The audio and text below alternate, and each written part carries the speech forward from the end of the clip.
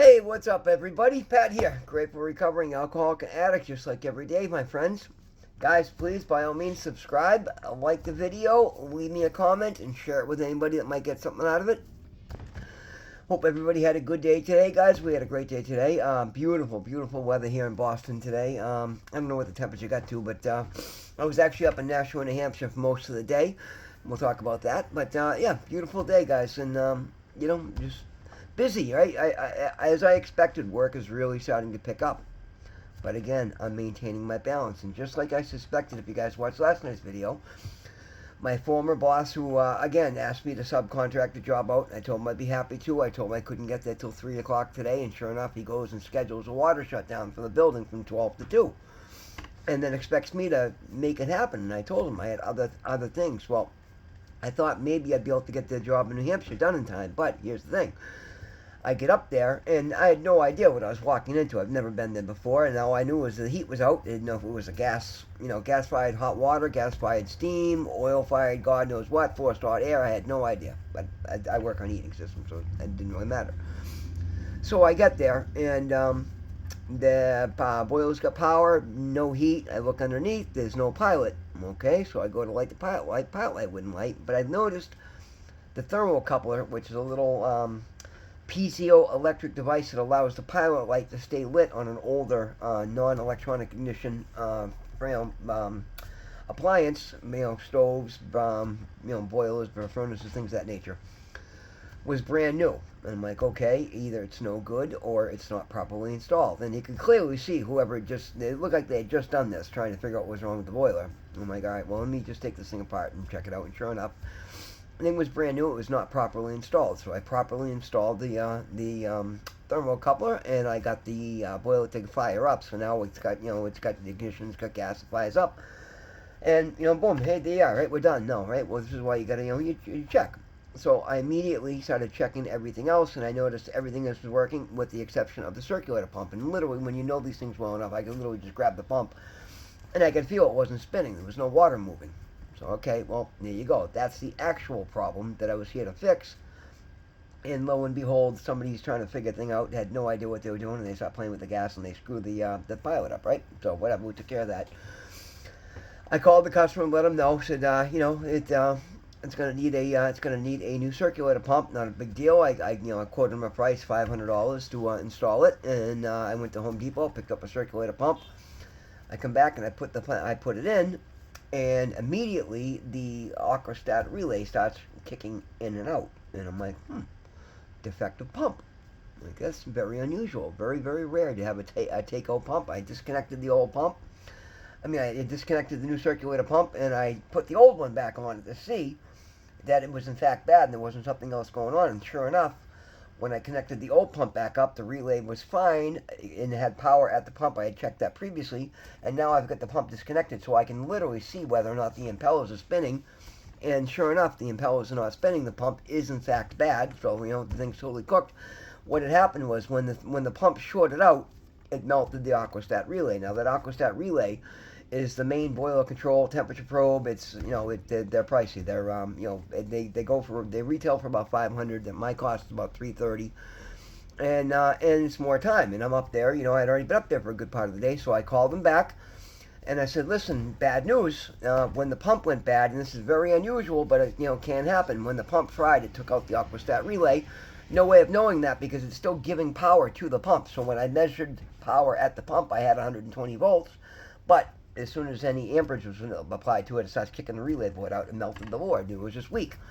And I explained it to him and said, you know what, I'm not going to, jack you on the labor, but the thing cost me another $340, so it's going to be an additional $500. Now we're looking at $1,000. And he kind of blocked back and forth, and I go, listen, Sergio, met the customer. I'm like, I'm not playing games with you. And I explained how I tested it, and then I go, listen, there's no way for me to know this. I check, and sure enough, I did have power at the pump, and the old one doesn't spin, and I can, he goes, well, let me call the customer. And he called back and said, yeah, I'm just going to need you to take pictures of all the parts. And I said, of course, I always take pictures of all the parts, and I'll also leave the old parts right here at the boiler. So if they want to come and bring them somewhere and have them checked or whatever, they can verify. So sure enough, no problem. And of course, the Home Depot didn't have one. And fortunately, there's an FW Webb, who's a plumbing supplier that I use regularly anyway, right there in Nashua. So I went over to Nashua and I picked that up. And And I go back in and I put the AquaStat relay in, right? And and then I gotta drain the system down and purge, and you can do it every time I pull the pump in and out, right? It's ended up being a lot of work. And sure enough, it was about 2 o'clock when I left there. And sure enough, my former boss was blowing my phone up, and I'm like, listen, I told you I would try to get back early. I was not able to. I'll be back right about 3 o'clock, which is when I guaranteed you I could be there because I knew no matter what happened, I'd be back there by about 3 o'clock. And sure enough, it was literally 3 o'clock on the dot that I pulled back into Somerville. And of course, the water shutdown was scheduled, so I'm like, what do you want me to do? He said, well, do me a favor and call the customer and see what you can do. Now, again, all right, no problem. I called the customer. Customer's like, oh, I've been waiting all day. Please, can you please hurry up and get here? And I said, yeah, I'll be right there. And I explained to him, listen, I had told the other guy that I couldn't be there till 3. But anyway, regardless, no, I'm not going to do a pissing contest. So I went and picked up the supplies that I needed, and I shoot over to that job. And sure enough, my former boss is leaving out that there's a whole extra section of the job that the customer wants done that he's not planning on having me do. He wants to go over and do half the job, and he's famous for this. Just do the necessary part, and then come back and catch up with the rest of the stuff. Well, the customer wants the work done. Nobody, and this guy's a very, very frugal guy. It was actually really interesting. He ended up wasting a lot of my time asking me questions because he could see I was kind and I was giving him. There was flood damage in the apartment, so he had the whole place, all the floors, all the trim, and everything redone, and he was unhappy. And clearly, I guarantee you, he went with the lowest priced estimate that he could get. He literally, and I guarantee it was a really low estimate because it was horrible work. The carpentry work was piss poor. Subpar materials, and just it looked terrible. It was not a finished carpenter, and I could have done better myself with my eyes closed, and I'm not a finished carpenter. But, and again, and I could tell, and I didn't want to, I brought it out a little bit. I said, well, you know what, this seems like you went with the lowest price bid you could possibly find, and that you kind of got what you paid for, you know what I mean? But even then, some of the stuff was completely unacceptable, and I said I'd call the guy back and tell him to come out and make it right, That's all you can do. And anyway, so my point being, I get there and I make the decision. Now, it's coming up on 4 o'clock. I finished the job that I've been asked to do, and there was a section of baseboard heat. Now, I'm draining the boiler down to fix stuff on the boiler. He wanted a section of baseboard heat repaired that he saw was all corroded. And again, I thought it was actually leaking, but it turns out it was just green corrosion. So if I'd known that, I would have told the guy, listen, let me sand it down and be done with it. But again, he wanted to replace, so I went to the supply house, grabbed a couple of couplings, and cut a section of it out and soldered a new piece in, and then filled and purged the boiler, and the guy was happy as can be. Next thing you know, I'm next door looking at a problem in another apartment for the same landlord, and again, I'm not going to take that customer because that's the building sucks, and it's a nightmare. But it's one of my former boss's regulars, and but again, they might call me if he can't make it there, they'll call me because they were very, very happy with what I was doing there. And my point being is, I can't believe that, again, knowing this guy is literally going to nickel and dime you on the price, you're literally expecting to come over and do half of what he wants done and then come back and charge him again the second time. Like, that's insane, guys. You can't do shit like that. It's not good business.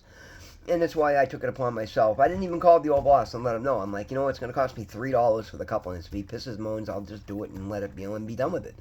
So I went and I got the stuff, and I came back and I took care of the job, and now, boom, we got a happy customer. I went over and above. That's what I do. Even though it was not my place to do so, I still come out looking like a shining star. There's more work there at the building, and the guy actually asked me, oh, will you be dispatched to come back tomorrow? And I let him know, no, I don't work for the company anymore. I'm just subcontracting out, because he didn't have anybody to cover, so I'm just helping out. But no, I don't expect that I'll be back tomorrow to do the rest of the work. Then again, who knows? I could be, but Fridays I don't like to overschedule.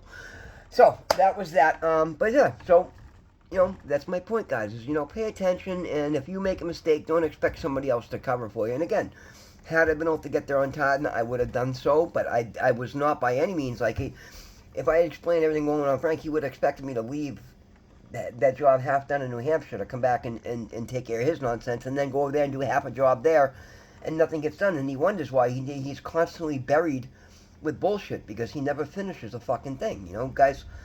Do your job, do it right. When unexpected delays come up, take care of it. Finish the job you're there. Unless you got to order a part and it's not there, you can't get it, and it's not in stock, and you have to come back. By all means, guys, go the extra mile and finish the job. With that being said, and again, that's why I'm getting busier and busier every day. 3 more customers called today. That the marketing one that I did yesterday, he called me again today. Scheduled me for another job tomorrow morning. Actually, wanted to see if I could get out there tonight, but I was on another job. Guys, it's just picking up, picking up, picking up. And here's the thing: I'm not allowing it to overwhelm me. I'm actually thrilled. Like, I'm so encouraged. And again, I'm scheduling enough time. I'm taking, I'm doing as much work as I can, and I'm paying myself well. And again, and that's the beauty of it, guys. Today, I came home, and lo and behold, in the mail, I found, and these are actually request for a certificate of business in good standing form for the state of Massachusetts, which means P. Kelly Services LLC is officially registered with the state. Now, it's funny, when I checked on my Zoom account, they're still saying May 2nd. They're saying that it's still under review at the state, but I got 2 forms here in the mail that are trying to, A, sell me more stuff. They want you to, they want to, sell you $100 certificates to hang on your wall. And it says, if you read the fine print, always read the fine print, guys, because literally they make it look like it's something you have to do. And when you read the fine print, it says, understand this is a solicitation for business. This is an optional service, right? And if had I not looked at that, I would have just shelled out $200 for things I don't need.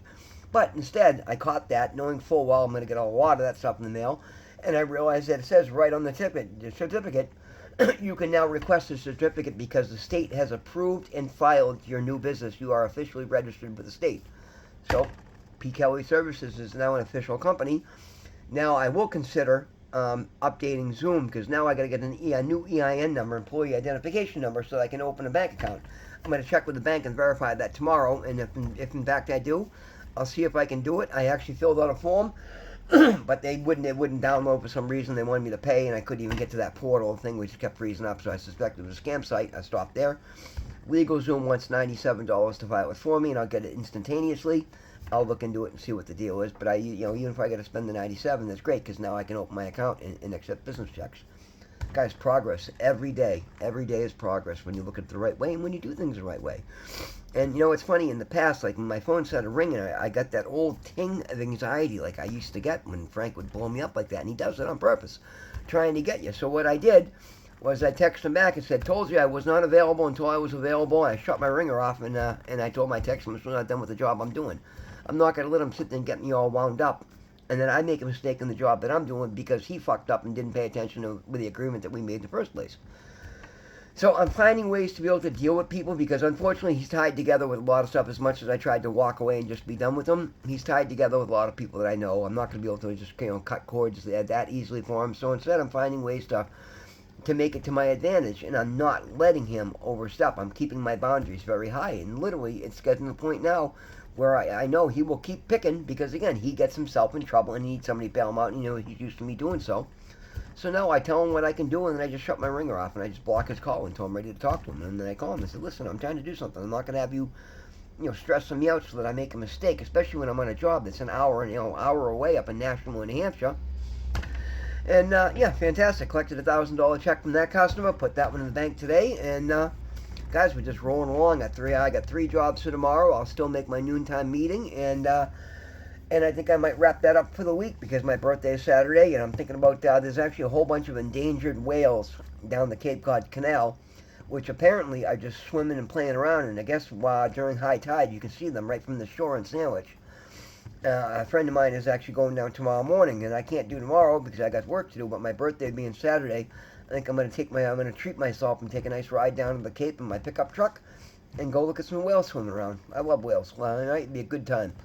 Guys, life is beautiful today. I'm finding ways to have fun. And the thing is, and it's because I'm taking all these lessons that I share with you and I'm applying them in my life. And they're working beautifully, guys. I can't recommend enough. And again, I haven't mentioned this video, and I have to mention every video. I give a huge part of this to my higher power, whom I choose to call God. I wake up in the morning, and I don't even let the phone get me going. And again, literally, I'm coming to understand these little things that I was doing for myself, they're all for me. But they're paying off in ways that I never expected. I used to get so stressed out with that first phone call in the morning, and it'd just get me frantic, and I'd start my day like that. Now I don't respond to that. I get up and I go through my routine. I say my prayers, and and that gets me nice and centered, guys. And it takes that rush, and it reminds me that my mental, my spiritual, and my physical health is the most important thing I have. And I will not let anybody ruin that, especially if somebody else is just dead, because this ship is sinking. And again, if I can throw somebody a lifetime and let them, help them out, I'm all about it. But I'm not going to let somebody take advantage and then reach out and run me around like that. And I won't do it day in and day out. And I let the former boss know that I rented a garage this week and I'm doing work myself. And this is the last subcontract job. I will do it the rate that we had previously discussed. If you want me to do any more work from here on out, I'm taking the job and I will get paid in full for it. And then just doing it to help you out. And that's going to cut out a lot of his nonsense. And then he'll only call me for things that are worth my time. Guys, there's always a way around things when you're willing to stand up for yourself, when you're willing to invest in yourself, but you got to get yourself that healed, healthy, confident, and you got to stand on your word. Guys, remember, God loves you. God loves you. I love you so much. Thank you so much for being here, guys. We're hitting 15 minutes. We're trying to get this one loose. Those are the lessons for today. Guys, have a wonderful night. God loves you. I love you. We'll see you tomorrow.